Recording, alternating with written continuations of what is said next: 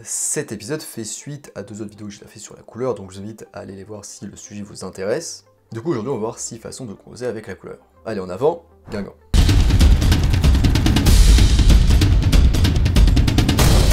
Avant de commencer, je vous rappelle qu'en description, vous pouvez vous inscrire à ma formation gratuite sur les bases de la photo. Je vous invite à le faire si ce n'est pas déjà le cas. Alors, créer des formes géométriques. Les formes reconnaissables fonctionnent très bien en photographie. Et bonne nouvelle, vous pouvez utiliser la couleur pour tracer des formes géométriques, comme des cercles, des courbes ou des triangles. Alors comme pour la couleur, chaque forme provoque une réponse émotionnelle différente chez le spectateur. Et du coup c'est un petit peu comme pour la psychologie des couleurs, ça dépend de chacun, de sa culture et de son expérience personnelle. Alors les formes ne doivent pas obligatoirement être parfaites, mais elles doivent être reconnaissables ou au moins suggérer la forme. Le minimalisme.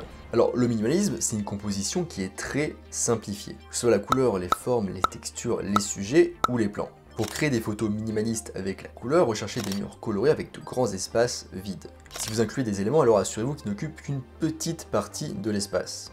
Vous pouvez faire des variations minimalistes en photographiant à différents moments de la journée par exemple. La règle des tiers.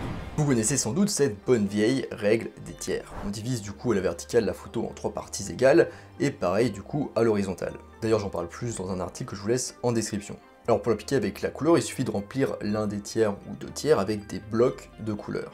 Donc comme on peut le voir, c'est pas obligé que les blocs soient parfaits. On peut aussi jouer avec l'ombre et la lumière comme sur cette photo, ou on peut encore avoir un rendu très abstrait avec différentes couleurs d'un mur. Ombre et fond coloré.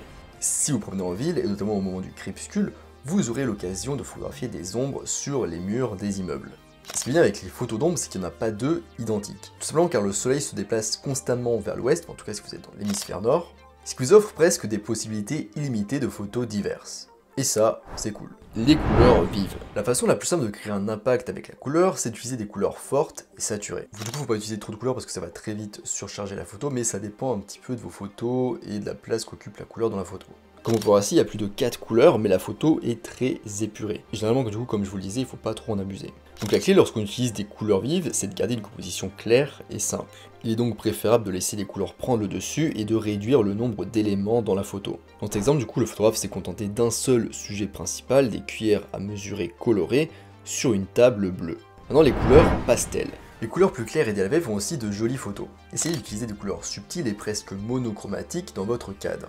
L'utilisation de couleurs pastel avec des ombres très minimes et un faible contraste fonctionne bien pour les portraits et l'extérieur. Vous pouvez obtenir du coup des couleurs pastel en désaturant vos photos en post-traitement. Mettre en valeur un sujet coloré. Ici, un élément se démarque vraiment, la serviette de table jaune et du coup les couverts. En ajoutant d'autres éléments aux couleurs similaires et sourdes et en les plaçant sur un fond de couleur neutre, la serviette de table jaune n'entre pas en concurrence avec les autres teintes, attire l'attention de vos spectateurs et devient effectivement le point d'intérêt principal avec du coup les couverts. C'est une autre technique pour établir ou compléter votre sujet. Pour de meilleurs résultats, gardez une composition simple et utilisez des couleurs primaires. C'est la fin du coup de cet épisode sur comment composer avec la couleur. Je vous invite à regarder les 2 autres épisodes qui se rapportent à ce sujet.